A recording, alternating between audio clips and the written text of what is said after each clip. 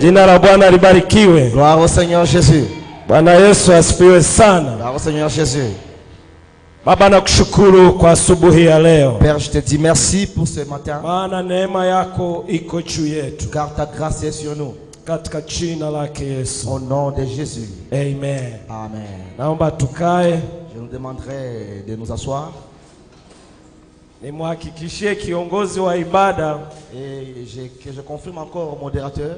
Mimi sio mgeni wa hapa. Je ne suis pas visiteur ici. Kwa hiyo nazijua taratibu za Jumapili. Alors je maîtrise les règles de la maison. Nitakwenda na wakati. J'irai avec le temps. Bwana asifiwe sana. Amen.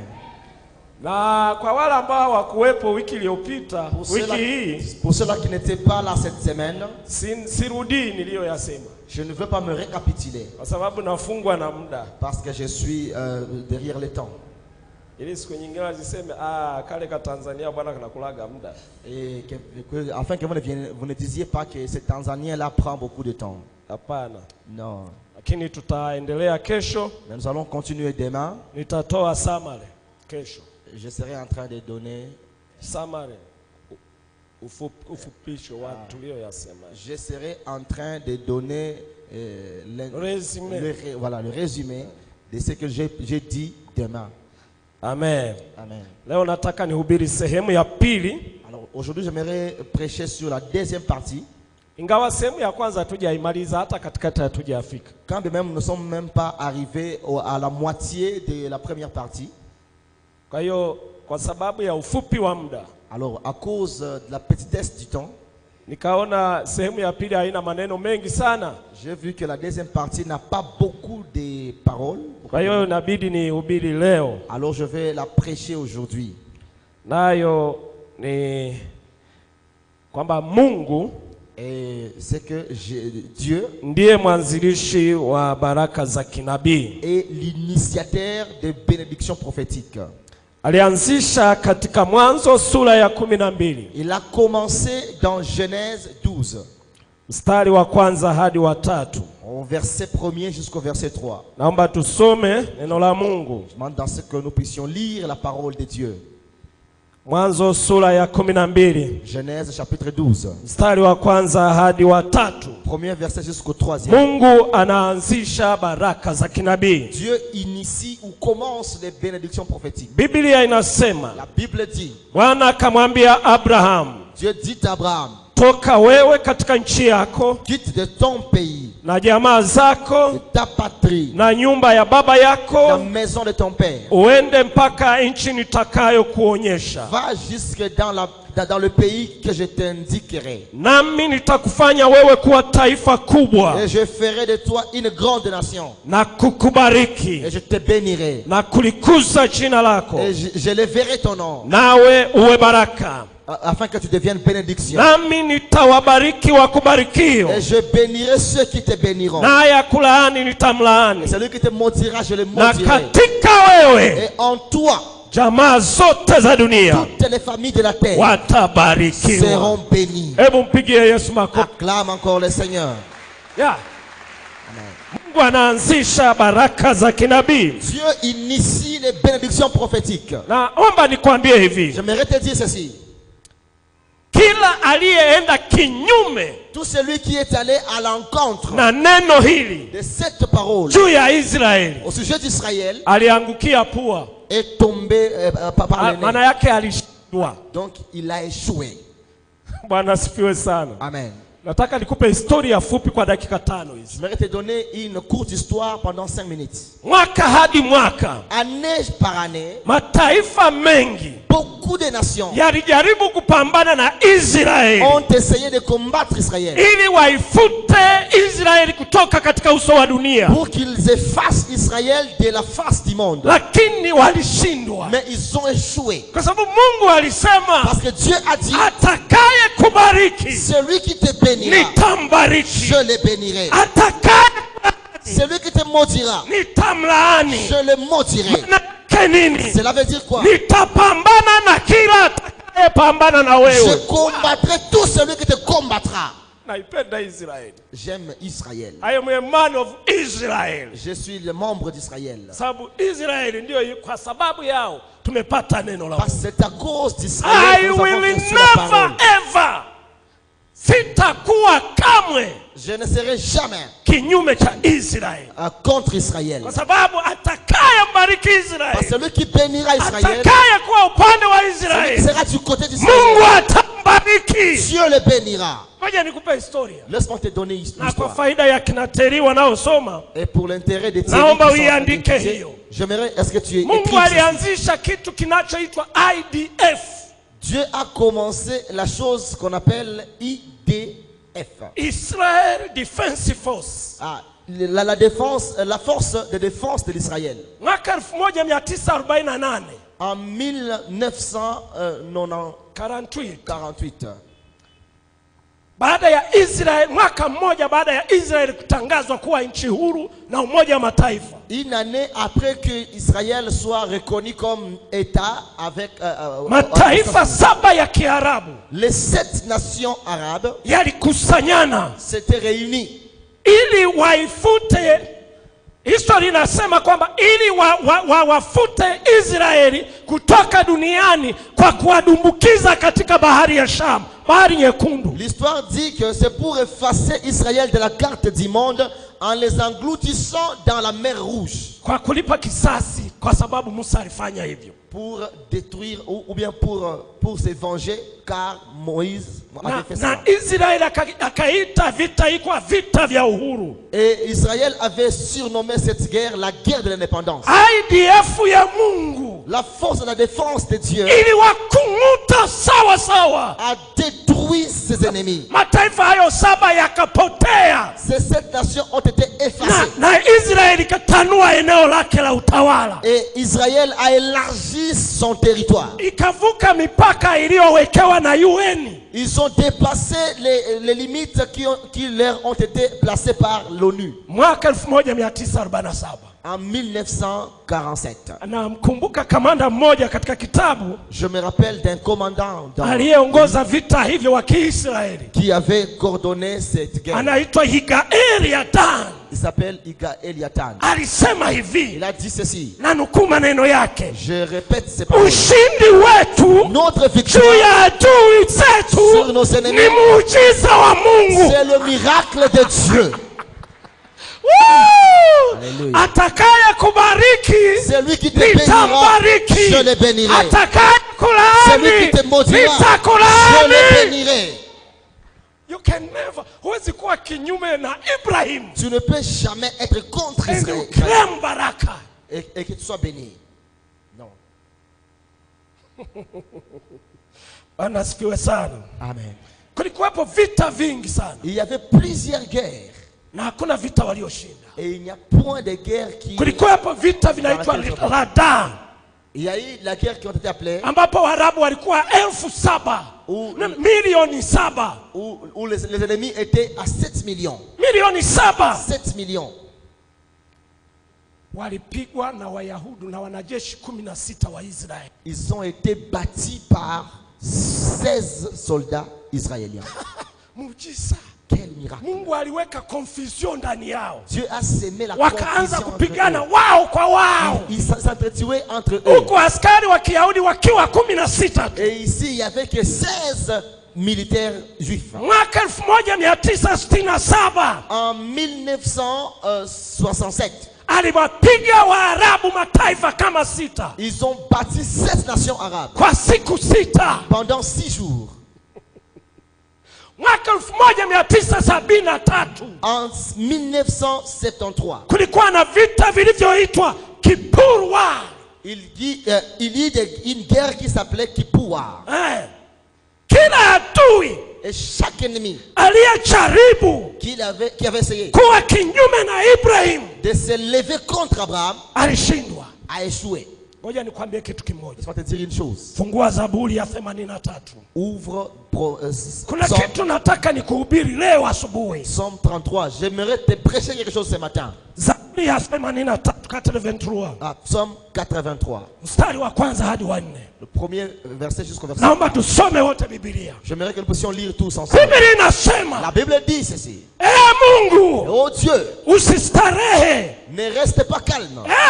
Mungu Oh Dieu, usinyamae ne te calme pas. wala usitulie, Ou ne t'appesantis pas. maana adui zako wanafanya ghasia Parce que tes ennemis s'élèvent. na wakuchukiao wameviinua vichwa vyao. Et ceux qui te haïssent élèvent leur tête. Sikia mstari wa 3. Écoute les Sikia mstari wa 3. Soma vizuri mstari wa 3. Lis très bien. Anasema hivi, Il dit ceci. juu ya watu wako wanafanya hila Contre ton peuple, ils mijotent des plans mauvais. na kushauriana juu yao uliowaficha.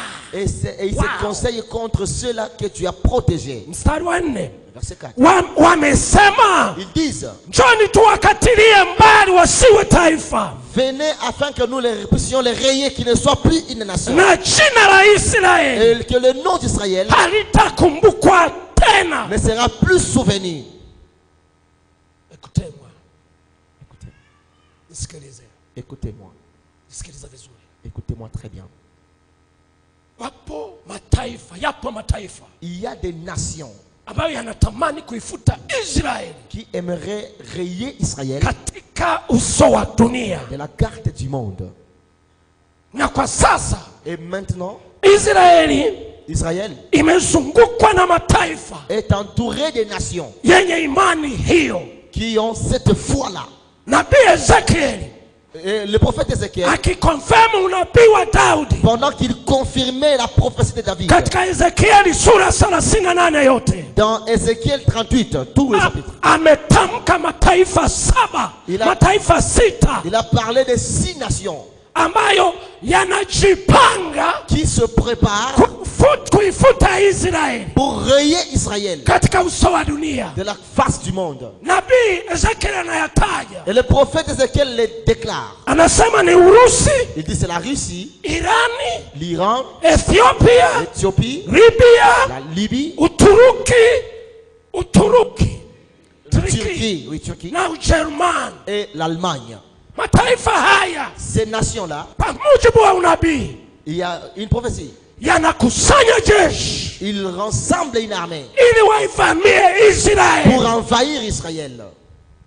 Nisikilize Écoutez-moi. mstari wa 18 Le verset 18. katika Ezekieli Dans Ézéchiel sura ya 38, 38, Mungu anasema kuwa il dit ceci. ghadhabu yake Sa colère, siku hiyo ces jours-là, ambayo mataifa haya que ces nations-ci yatakanyaga kwenye ardhi ya Israeli fouleront le sol d'Israël ili waifute Israeli. pour rayer Mungu Israël. anasema Dieu dit, ghadhabu yake sa colère itapanda, s'élèvera. itapanda Élèvera. kama mwanzi katika pua yake. comme la fumée dans ses narines. Maana yake nini? Cela veut dire quoi? Atakanyaga mguu wake Il mettra ses pieds katika shingo yao, dans leur cou. na mataifa 5 kati ya 6 Et 5 nations parmi yote yataangamia. seront détruites. Kwa nini? Pourquoi? Mungu Dieu anailinda qui protège ahadi protège ses yake promesses juu ya Ibrahim. sur Abraham. Akubarikie, Celui qui te bénira, je nitambariki. les bénirai. Celui Akulaanie, qui te maudira, atapambana na mimi. il me combattra. Israeli, Israël, nyota ya ahadi za Mungu kwa kanisa. l'étoile des bénédictions de Dieu sur l'église. Kila ninapoitazama Israeli, À tout moment, quand je regarde Israël, najua Mungu atafanya kwangu, je sais que Dieu fera pour maana moi hasemi uongo. parce qu'il ne ment jamais. Andika hivi, Écris ceci. andika hivi, Écris ceci. nimezaliwa Je ili suis- nibarikiwe. Je suis né pour être béni. Wow, Amen. umezaliwa Tu es né ili ubarikiwe. pour que tu sois béni. Kwa nini? Pourquoi? Mungu Dieu alikujua t'a connu kabla hujazaliwa. avant que tu ne sois né. Narudia tena, Je répète. hebu mshike mkono jirani yako, Et touche, prends par la main. mwambie Mungu Dis-lui, Dieu alikujua t'a connu kabla hujazaliwa. avant que tu ne naisses. Mwambie tena, Dis-lui encore. mwambie Mwambie nisikie. Dis-lui encore. Hebu piga makofi kwa Yesu. Acclame le Seigneur. Kwa maana hiyo.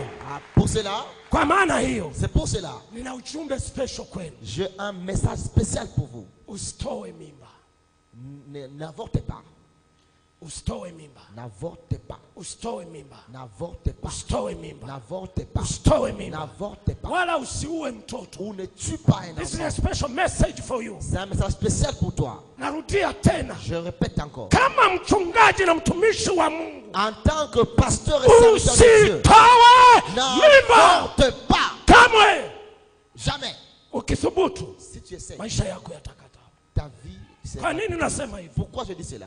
Kuna sababu. Il y a une cause. Kuna sababu. Il y a une cause. Kuna sababu. Il y a la cause. Mungu Dieu alikujua t'a connu. na namjua mtoto huyo Et il connaît cet enfant kabla hajaja duniani. avant qu'il ne vienne au monde. Unanielewa? Vous me comprenez? Mungu alimjua Yakobo na Esau Dieu a connu Jacob et Isaac bado wako tumboni mwa Esaü, mama yao. pendant qu'ils étaient dans le sang de leur maman. Mungu alimjua Yeremia Dieu a connu Jérémie bado yuko tumboni mwa mama pendant qu'il yake. était dans le sang de sa maman. Katika Yeremia sura 1 mstari wa 5 Dans Jérémie 1:5, Mungu anasema Dieu dit, kabla sijakuumba avant que je ne te crée katika tumbo dans le sang, nalikujua, je te connaissais. na kabla hujatoka Et tumboni avant que tu ne sortes, nalikutakasa. je t'ai sanctifié. Mungu anamjua mtoto Dieu connaît cet enfant angali tumboni. pendant qu'il est dans le sang de sa maman. Usitoe mimba. N'avorte pas. Mungu alimjua Yohana Mbatizaji Dieu a connu Jean-Baptiste angali tumboni, pendant qu'il était dans le sang. na Mungu akasema Et Dieu dit, atajazwa Roho Mtakatifu il sera rempli du Saint-Esprit. angali tumboni mwa mama yake. Et étant dans le sang de sa Ndio maman. maana siku Elizabeth C'est pourquoi le jour où Élisabeth na Mariamu walikuwa ndugu, Élisabeth et Marie étaient sœurs. mtu na binamu yake, Ete- kitu kama vile ete mtu na cousine. binamu yake, mtu na shangazi yake. I think so. Étaient entre autres soit cousine ou Sasa- tante. Et Sasa siku Elizabeth alors le jour où Élisabeth alipokwenda kumtembelea Mariamu, était allée rendre visite à Marie, maana alipata habari kwamba Mariamu ana mimba. parce qu'elle a su que Marie était enceinte. Alipofika kwa Mariamu, Arrivé chez Marie, Biblia inasema la Bible dit, Yohana akiwa tumboni Jean étant dans les seins, akacheza. il trémoussa de joie. Kwa nini? Pourquoi? Wameonana na Yesu. Parce qu'ils s'étaient croisés avec Jésus. Pigia Yesu kofi. Acclame encore Jésus. Amen. Amen. Nataka nikwambie la muhimu. J'aimerais te dire une chose Mungu importante. alimchagua Daudi Dieu a choisi David kuwa mfalme pour qu'il soit. miaka Kwa- 8. Mungu alimchagua Daudi Dieu a choisi David kuwa pour qu'il mfalme soit roi. miaka 8 8 ans kabla ya kuzaliwa kwake. avant sa naissance. Hebu naweza kumpigia Yesu Est-ce makofi. que vous pouvez encore acclamer pour Jésus? Nasema haya Je dis ceci ili ujue kwamba pour que vous compreniez. Mungu alikujua Dieu t'a connu ungali tumboni mwa mama yako. pendant que tu étais dans le sang de ta maman. Ngoja nikupe historia ndogo. Laisse-moi te donner une histoire. Wakati Sauli Pendant que Saül alipofanya makosa, avait offensé, ilikuwa ni mwaka wa pili wa utawala wake, c'était la deuxième année de son règne. lakini baada ya kufanya makosa Mais après avoir fait cette offense, alitawala miaka mingine il a régné encore 32. 32 ans. Mnanielewa? Vous me comprenez? Kwa jumla ya kutawala kwa Sauli ikawa ni miaka 40. La somme de son règne était de 40 ans. Matendo ya Mitume Actes des apôtres. sura ya 13 mstari wa 21. 13, 21. Utasoma habari hizi. Tu liras cette histoire. Na tunachojua juu ya Daudi Et ce que nous connaissons sur David, ni kwamba c'est que alianza kutawala il a commencé à régner akiwa na miaka 30. ayant 30 ans. Maana yake nini? Ça veut dire quoi? Nabii Samueli Le prophète Samuel, anapotabiri lorsqu'il prophétisait kwamba que Mungu ametafuta mtu aupendezaye moyo wake, Dieu cherche celui qui plaît à son cœur, ilikuwa miaka 8 et c'était 8 ans kabla Daudi hajazaliwa. avant que David ne soit né. Mungu akasema, David dit, Dieu dit, nimejitafutia Je me suis cherché mtu aupendezaye un homme moyo selon wangu mon cœur. kabla mtu huyu Avant que cet homme, hata mimba yake même bado. sa grossesse n'était même pas prête. Lakini Mungu alimuona Mais Dieu l'a vu. katika ulimwengu wa roho, Dans le monde katika spirituel, tumbo la mke wa Yese. dans le sein de la Mungu femme de alimwona Jésus. Daudi. Dieu a vu Mungu alimwona David. Daudi Dieu a vu David. akiwa mfalme, Étant roi. akanena habari Et il zake. déclara sur sa vie. Habari zako C'est un message. zimeandikwa na Mungu Sont écrits par kabla Dieu. hujaja Avant duniani. que tu ne sois sur Hauko terre, hapa kwa bahati mbaya. tu n'es pas ici par mauvaise chance. Hivi mnanielewa? Est-ce que vous comprenez? Tuko pamoja? Sommes-nous ensemble? Hebu sema siko hapa kwa bahati mbaya. Dites que je ne suis pas ici par malchance. Mungu alinijua Dieu m'a connu kabla sijazaliwa. avant que je ne sois né. Unajua matokeo yake yakawa yapi? Vous savez quels étaient les résultats? Daudi akazaliwa David fut né akiwa ni mfalme. étant déjà roi. Hebu mpigie Yesu makofi. Acclame le Seigneur. Daudi akazaliwa David était né akiwa ni mfalme, étant déjà roi. na hili ndilo kusudi lake la kuzaliwa. Et ceci était même la cause principale. Maana de sa yake naissance. nini? Cela veut dire quoi? Umezaliwa Tu es né, ili uyatawale maisha. tu domines sur la vie. Umezaliwa ili Tu ubarikiwe. es né pour être béni. Umezaliwa Tu es né ili utawale pour que tu mlango wa adui règnes et que yako. tu domines les portes de tes ennemis. Ndio maana Mungu akaanzisha baraka za kinabii. C'est pourquoi Dieu avait initié les bénédictions prophétiques. Msikilize, Écoutez-moi. baraka za kinabii Les bénédictions prophétiques hazitoki kwa mchungaji. ne proviennent pas du pasteur. No. Non.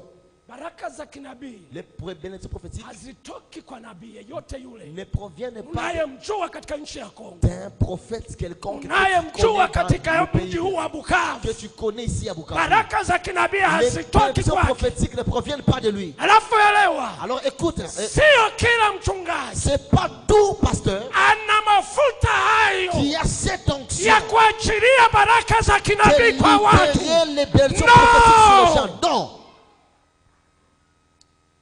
You understand me? Est-ce que vous m'écoutez? Mnanielewa? Vous me comprenez? Sio kila mchungaji. C'est pas tout pasteur. Fungua hesabu.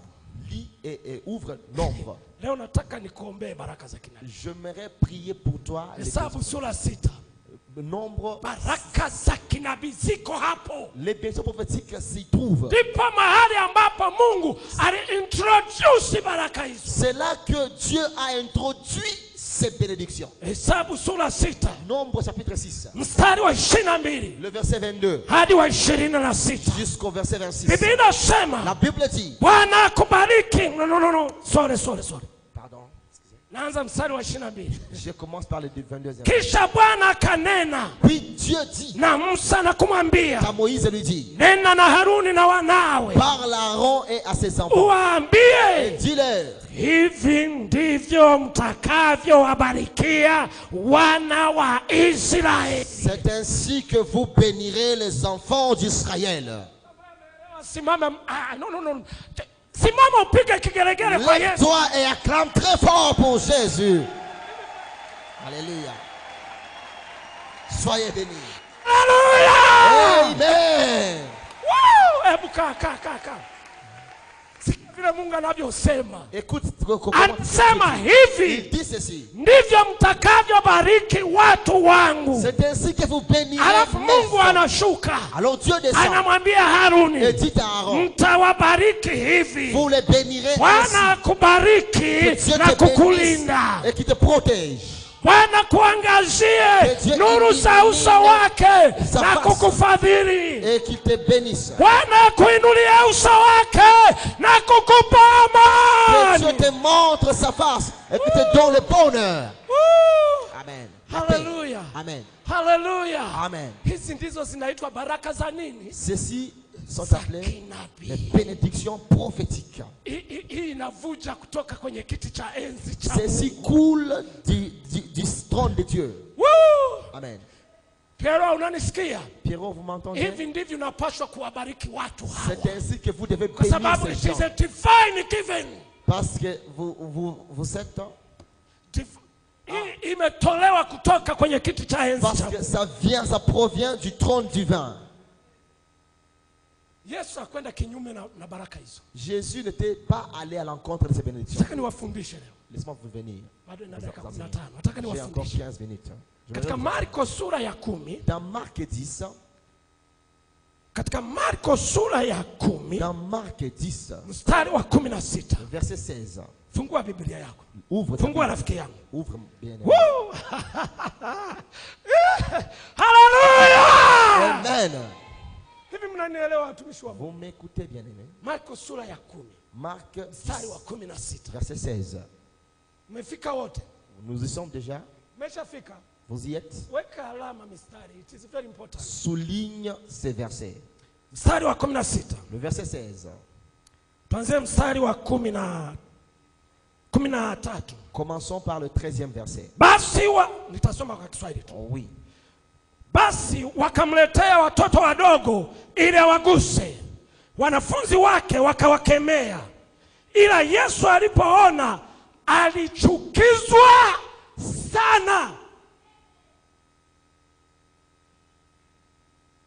Kwa nini wanawazuia? Pourquoi on les empêchait? Ikamchukiza Yesu. Et il était... Akaendelea, Il continue. akawaambia, Leur dit, wacheni watoto wadogo waje kwangu, msiwazuie, kwa maana watoto kama hawa ufalme wa Mungu ni wao. Amini amini nawaambia, yeyote asiyeukubali ufalme wa Mungu kama mtoto mdogo hatauingia kabisa. 16. Akawakumbatia, akaweka mikono yake juu yao, akawabariki. Amen. Nisikiliza vizuri sana. Écoute-moi très bien. Nani ana mtoto hapa? Kuna mtoto aliyeko hapa? Il y a quelqu'un qui Niletee a huyo un mtoto enfant. mdogo. Leta, just give me Apportez-moi for cet the enfant. Nataka nikuonyeshe. J'aimerais vous montrer Yesu alifanyaje? comment est-ce que Dieu avait fait, Jésus avait fait. Kitu kilichotoka kwa Mungu Yesu alikijua. La chose qui est provenue de Dieu, Niletee dakika Jésus chache. l'a connue. Biblia inasema La Bible dit, akawakumbatia. et il les embrassa. Wale watoto walikuwa ni wengi. Ces enfants étaient nombreux. Hangeweza kuwakumbatia Il ne wote. peut pas embrasser tous. Badala yake Mais après, alimchukua mtoto mmoja wao, il prit l'un de ses enfants. akamshika hivi. Il le prit comme ça. Mnaniona nilivyomshika? Vous voyez comment ça se fait? Akaweka mkono juu. Il mit la main sur elle, sur lui. Akatamka maneno. Alors il déclara des paroles. Unajua ni maneno gani aliyoyatamka? Vous savez quelles sont les paroles qu'il avait Alitamka dites? maneno yale yale Il avait dit les mêmes paroles ambayo makuhani walikuwa wakitamka que les sacrificateurs wakibariki watu. en bénissant les gens. Akasema, Il dit, Bwana akubariki na kukulinda. que Dieu te bénisse et te protège. Akapitisha mikono juu yao. Il passa Bwana la main akubariki sur elle. na Que kukulinda. Dieu te bénisse et te protège. Bwana akuangazie nuru za Que uso Dieu wake na illumine kukufadhili. la lumière de sa face Bwana et te akuinulie uso wake Que Dieu te montre na sa face kukupa et qu'il te amani. protège, qu'il te donne la paix.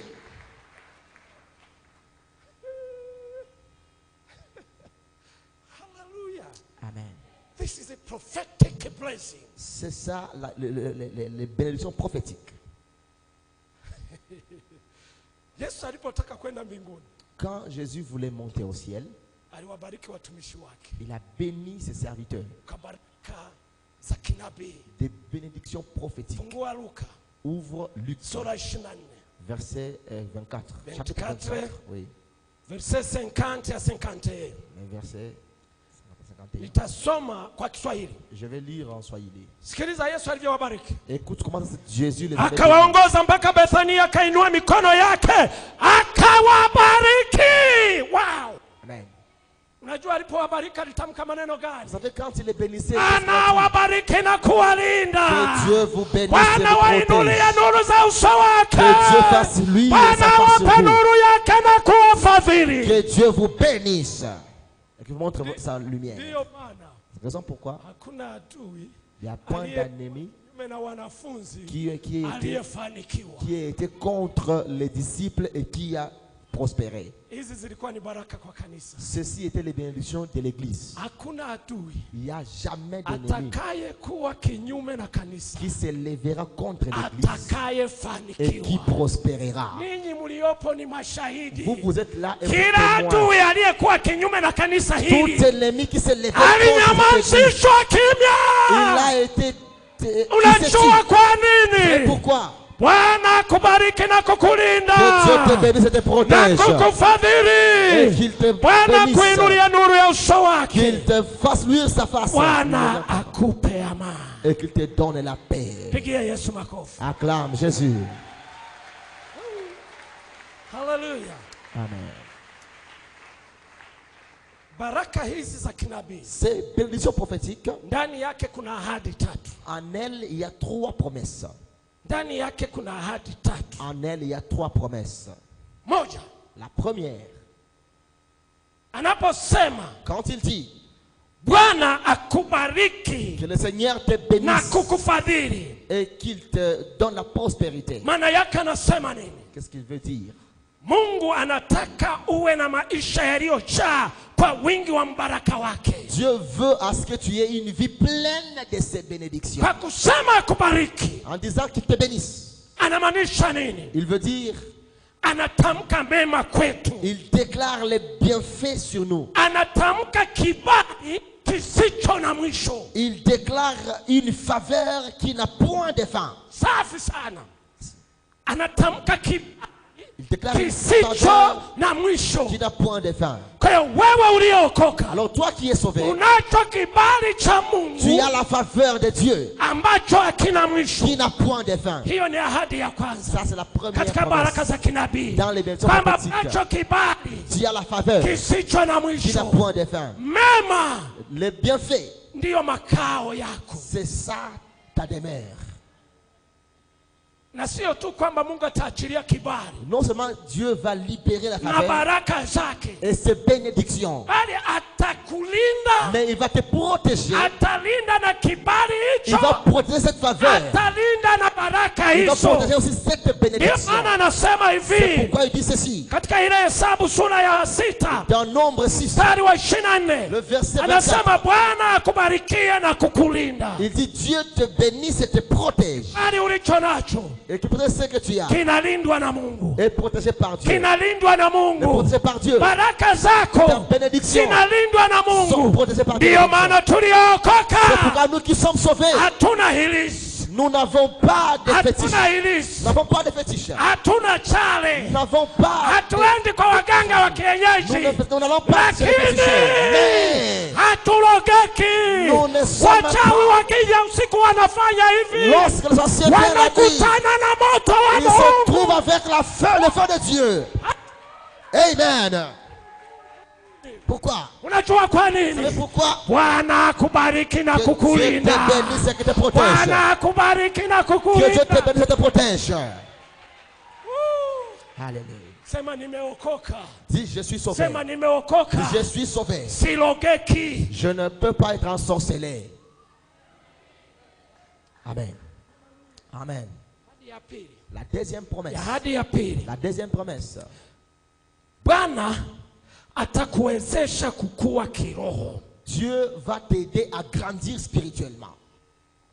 Ndio maana ya pala nasema pourquoi- Bwana akuangazie nuru za uso wake. Et il dit que Dieu fasse luire sa face sur toi. Bwana atakuwezesha ukomae kiroho. Dieu va t'aider à grandir Bwana spirituellement. atakuwezesha ukue kiroho. Dieu va t'aider à grandir Ili spirituellement. waone maadui wako waliojificha. Pour que tu vois tes Wale ennemis cachés. waliojificha katika ulimwengu wa Ceux-là giza. qui se cachent dans le monde des Bwana ténèbres. atakuwezesha Dieu uwe na va macho ya t'aider kuwaona. que tu aies les yeux pour le Wabaya voir. wako wote Là où ils sont. Bwana atakupa Dieu va te macho donner les ya yeux pour kuwaona. que tu les voies. Haijalishi wako wapi. Peu importe là où ils sont. Haleluya. Amen. Haleluya. Amen. Haleluya. Amen. Hii ndiyo habari njema C'est ça ya la Yesu bonne Kristo nouvelle mwana wa Mungu de aliye hai Jésus-Christ, fils du Dieu vivant, inayopenya qui pénètre mahali pote walipo wabaya wako, tout là où sont tes mahali ennemis, pote palipo mitego yao, partout là où sont mahali les pote pièges, alipojificha mchawi, partout là où se mahali cache un pote sorcier, alipojificha partout pepo. là où se cache un Habari démon. njema ya Yesu Kristo aliye La paix de hai nouvelle de Jésus-Christ qui est vivant inapenya eneo hili. pénètre ces endroits. Hadi ya tatu, La troisième promesse. sikiza nikwambie, Écoute que je te dise. sikiza nikwambie Écoute-moi. kitu kizuri. La bonne chose. Wow, my God. Mon Dieu. Oh, hallelujah. Alléluia. Nikuulize swali. Que je te pose une question. Nikuulize, Que je te pose une question. wakati mtu anapoomba Quand quelqu'un prie, kitu kwa mtu yoyote, quand quelqu'un demande quelque chose, au auprès de mtoto quelqu'un, anapoomba ou quand un enfant demande kitu kwa mtu mkubwa, quelque chose chez un Anafanyaje? grand homme, comment est-ce qu'il fait? rafiki yangu mzee wa suti, hebu simama. Mon ami vêtu en veste, Muda wangu wahi, Left nikutaji na wahi muda, niko 35, I have only 10 minutes remain. j'ai seulement 10 minutes. Unapotaka kwa mfano uniombe kitu, hata kama unanizidi, Quand tu veux Uniombe me kitu, demander quelque unafanyaje? chose, comment est-ce que tu fais? unafanyaje? Unainua mikono, Tu lèves, alafu unaniangalia, tu me regardes. unanielewa? Tu me comprenez? C'est ça le polite request. C'est ça? Polite request. C'est ça la politesse spirituelle. Ce n'est pas la politesse spirituelle. Polite request. Ile adabu. Ombi la adabu. Ah, c'est ça une demande polie. Huwezi kumwomba mtu kitu huko hivi. Je ne peux pas demander à quelqu'un étant incliné. Au kwa Kongo mlifundisha watoto wenu hivi. Ou bien au Congo, vous avez éduqué ainsi vos enfants. Hapana. Non. Unamwomba kitu Daniel. Vous demandez, Daniel, I say sina $10. aide-moi. Sina unité rafiki yangu. J'ai pas Sina d'unité. unité. Et en vrai dire, je n'ai pas d'unité.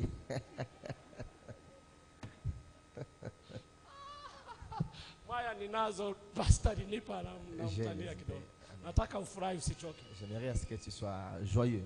Naomba unisaidie. Je demande que tu m'aides. Hivyo ndivyo tulivyofundishwa. C'est ainsi que nous avons été Nadhani éduqués. hata Kongo ni hivyo hivyo. Même au Congo, c'est la même chose. Si ndio hivyo hivyo? C'est ainsi. Hebu kama ni hivyo piga makofi Alors kwa si Yesu. c'est ainsi, alors acclame Dieu. Sasa nikupe habari njema. Alors que je Nikupe habari njema. te donne une bonne nouvelle. Nikupe habari Je te njema. donne une bonne nouvelle. Hebu jaribu kufikiria. Essaie un peu de penser. Mungu anasema Dieu dit, atakuinulia uso wake wewe. il te fera voir son visage ou sa face. Toi, Naona hamjanielewa, on hamjaipokea. n'a pas encore compris.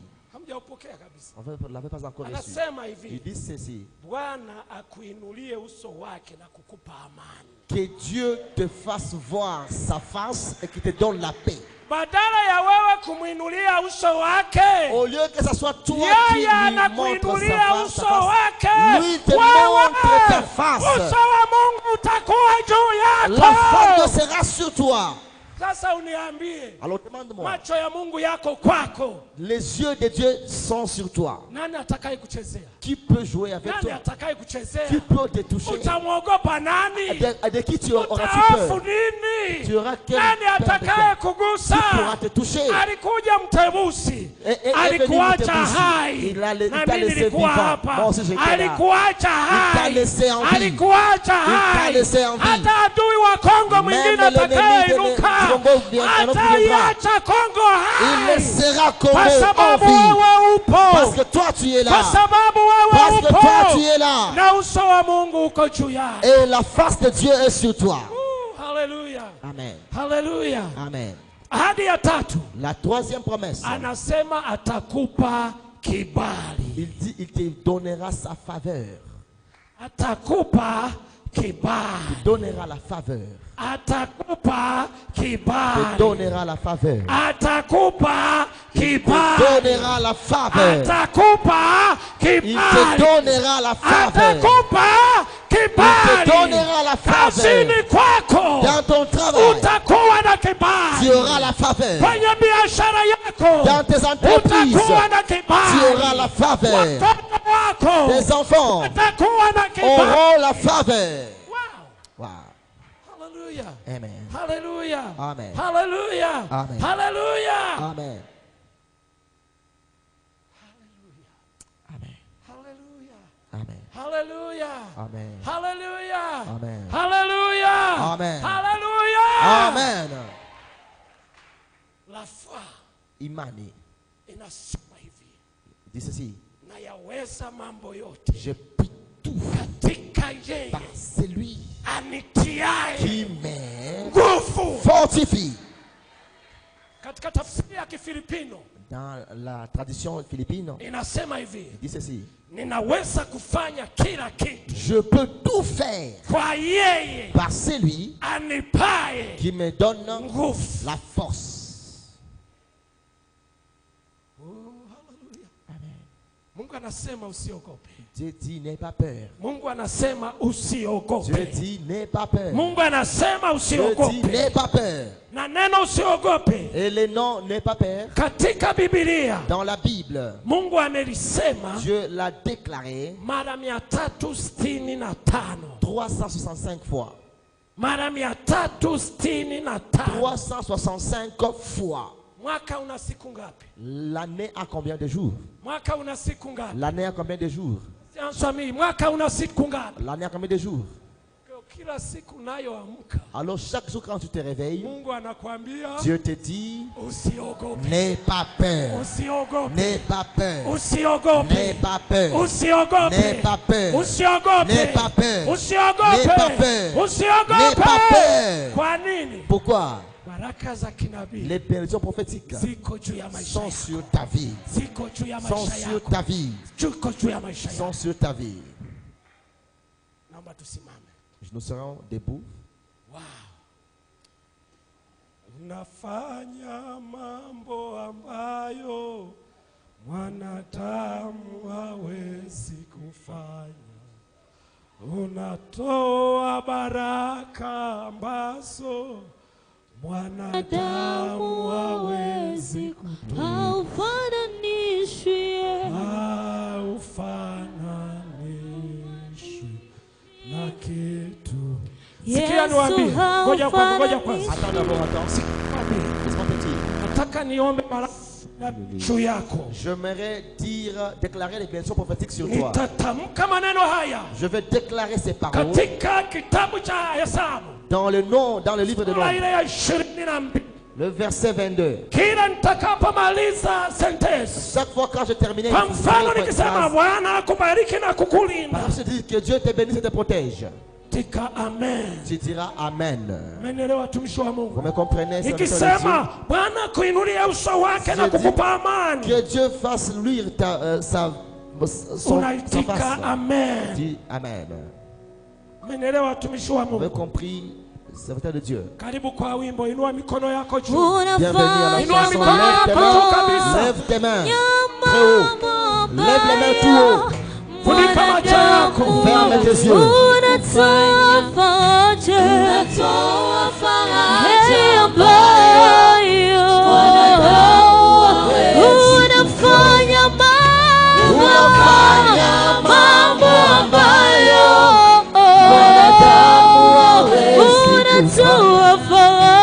unatoa faraja ambayo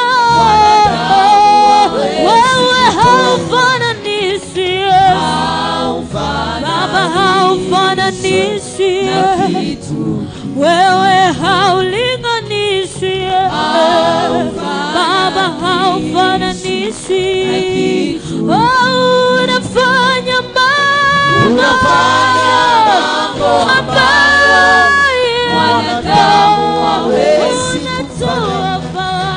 unatoa faraja ambayo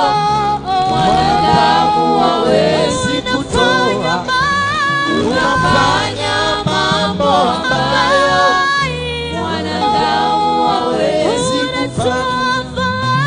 unatoa faraja ambayo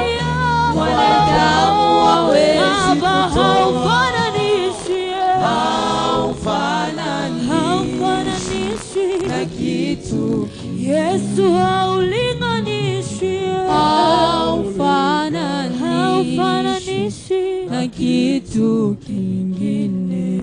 Ukiwa umefunga macho yako pendant que tu fermes tes yeux, mahali ulipo, là où tu es, ninaenda kuachilia je sasa veux libérer maintenant baraka za les kinabii bénédictions prophétiques katika maisha dans yako ta vie. na wana wapa wa Mungu. Et je vois la présence de Dieu. Nasiona nguvu za Je Mungu vois les forces de mahali Dieu. ulipo, Là où simama. tu es Kama debout. kuna baya lolote S'il y a une chose lililokuwa mauvaise limekusudiwa juu qui yako, était mise contre toi, naliona likikimbia, je le vois fuir. naliona likishindwa, Je le vois échouer. naliona Je likianguka, le vois écrouler. naliona likisagwa, Je le vois naliona fuir. likinyamazishwa. Je le vois se taire. Wabaya wako wote Tes ennemis tous, watanyamazishwa kwa haya maombi. ils vont se taire à travers cette prière. Naomba inua mikono yako Je te demande juu, encore de lever haut tes mains. funika macho yako, Ferme tes yeux. niombe vyombo vinyamaze, Et que les instruments se taisent. na ninyi wenyewe wapigaji msimame, muinue mikono yenu juu. Et vous, instrumentalistes, soyez en debout. Tunadeliva baraka za Nous kinabii voulons délivrer les bénédictions katika prophétiques familia dans yako, ta vie, famille, katika ukoo wako, dans ta descendance, katika kazi dans ton yako. travail. Hebu naomba uitike amina kila J'aimerais que tu ninaposema. répondes Amen quand je dirai. Bwana akubariki Que na Dieu te bénisse et qu'il te kukulinda. protège. Bwana Que Dieu kuangazia fasse luire uso wake na sa kukufadhili. face et te rende prospère. Amen. Bwana Que Dieu akuinulie uso wake te na montre- kukupa amani. Narudia tena, nadhani unauona uwepo wa Mungu, Je pense que tu vois la présence de Dieu. unazisikia nguvu za Mungu Tu ressens la présence de Dieu. zikipita kichwani, Passer par ta tête. unasikia uwepo wa Tu Mungu, ressens la présence de Dieu. unasikia mkono wa Tu Mungu, ressens la main de Dieu. unasikia upako wa Tu Mungu ressens l'onction juu ya de Dieu maisha yako, sur ta vie, juu ya kazi yako, sur ton juu ya travail, huduma yako, sur ton juu ya ministère, watoto sur wako. tes enfants. Adui yule aliyekutesa, L'ennemi qui t'a unapoondoka en hapa quittant ce lieu, hautamwona tu ne tena. le verras plus jamais. Narudia Je tena, répète encore. Bwana akubariki na kukulinda. Bwana akuangazie nuru za uso wake na kukufadhili. Amen. Bwana akuinulie uso wake na kukupa amani. Rabashakaria sana rabashi. Alléluia. Nuria sakarama shikaria sa. Hebu mwambie Mungu neno moja kwa dakika moja. Dis un mot à Dieu pendant une minute.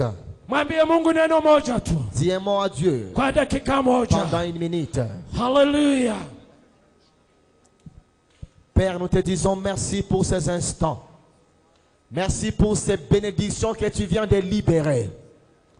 Jésus, il nous a été dit, Seigneur, qu'une fois une bénédiction prophétique est libérée, elle ne peut être changée, elle ne peut être annulée, elle ne peut être remplacée. Jésus, tu viens de bénir ton peuple ce matin. Nous croyons fermement que tout ce que tu as dit va porter chair dans nos vies et dans la vie de ce peuple. Nous croyons fermement que les ennemis de ce peuple, les ennemis de cette nation, les ennemis de cette progéniture, les ennemis de cette descendance ne feront que partie que de l'histoire. Car désormais, ils sont voués à l'échec.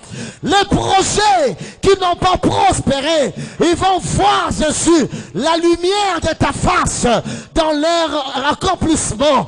Et ils seront accomplis avec succès.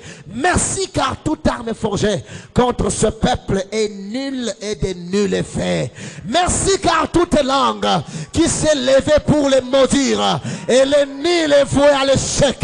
Merci car les ténèbres est chassé et laissé place à la lumière de Dieu qui luit dans nos vies. Merci pour ce témoignage de cette année, car à dater de maintenant jusqu'au 31 décembre, nous allons vivre l'accomplissement de toutes les bénédictions prophétiques déclarées sur nos vies. Et nous disons Amen tout en acclamant le Seigneur. Acclame très fort le Dieu des cieux au nom suprême de Jésus. Amen.